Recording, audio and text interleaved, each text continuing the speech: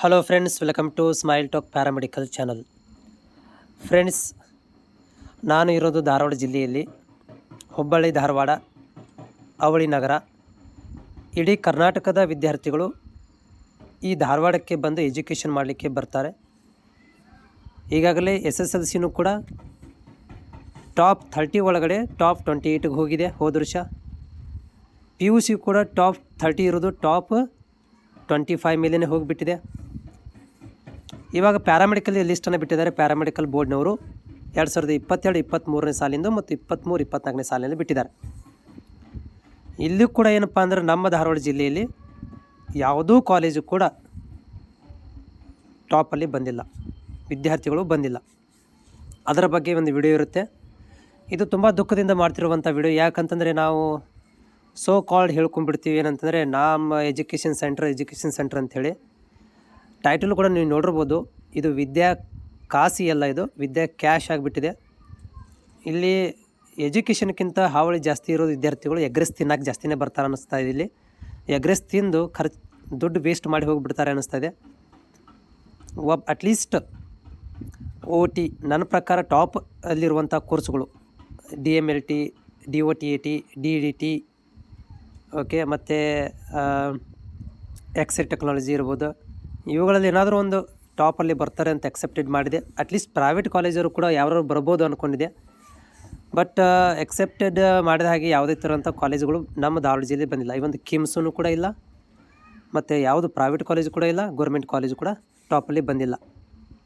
ಇಲ್ಲಿ ನಮಗೆ ತೋರಿಸ್ತಾನೆ ಲಿಸ್ಟನ್ನು ಬಂದಿದೆ. ಧಾರವಾಡ ಜಿಲ್ಲೆಯಲ್ಲಿ ಯಾವುದು ನಾನು ಏನು ಟೈಟಲ್ ಹಾಕಿದ್ದೀನಿ ಆ ಕೋರ್ಸಲ್ಲಿ ಯಾವುದೇ ಕಾಲೇಜುಗಳು ಬಂದಿಲ್ಲ.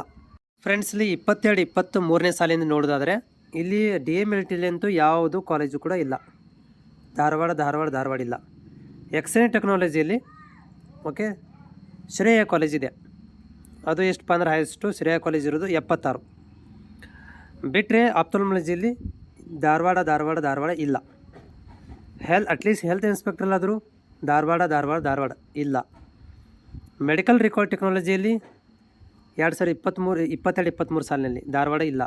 ಇಲ್ಲಿ ಕೂಡ ಡೆಂಟಲ್ ಅಂತ ಕೋರ್ಸ್ ಇಲ್ಲ ನಮ್ಮಲ್ಲಿ. ಓಕೆ, ಡೆಂಟಲ್ ಸ್ಕಿಪ್ ಮಾಡ್ತೀನಿ. OTಯಲ್ಲಿ ಧಾರವಾಡ ಇಲ್ಲ ಬರ್ತಾ, ಇಲ್ಲಿ ಕೂಡ ಬಂದಿಲ್ಲ. OTಯಲ್ಲಿ ಕೂಡ ಇಲ್ಲ. ನೆಕ್ಸ್ಟ್ ಇಲ್ಲಿ ಡಯಾಲಿಸಿಸಲ್ಲಿ ಧಾರವಾಡ ಯಾವ ಕಾಲೇಜು ಕೂಡ ಇಲ್ಲ. ಫಿಸಿಯೋಥೆರಪಿ ಬರೋದಿಲ್ಲ. ನೆಕ್ಸ್ಟ್ 23-24 ಇದು ತುಂಬ ಇಂಪಾರ್ಟೆಂಟ್. ಯಾಕಂದರೆ ಇದು AI ಯುಗ, AI ಜನ್ರೇಷನ್ ಬಂದಿದೆ, ಮತ್ತು ಮೆಟಾ ಬಂದಿದೆ, ವಾಟ್ಸಪ್ ಮೆಟಾದಲ್ಲಿ ಬಂದಿದೆ. ಇದೆಲ್ಲನೂ ಕೂಡ ಕೈಲಿರಬೇಕಾದ್ರೆ ಯೂಟ್ಯೂಬು, ಇನ್ಸ್ಟಾಗ್ರಾಮು, ಗೂಗಲ್ ಎಲ್ಲ ಇರಬೇಕಾದ್ರೆ ಈ ಸಂದರ್ಭದಲ್ಲಿ 23-24ನೇ ಸಾಲಿನಲ್ಲಿ ಯಾವ್ದಾದ್ರು ಟಾಪ್ ಬಂದಿದೆಯಾ?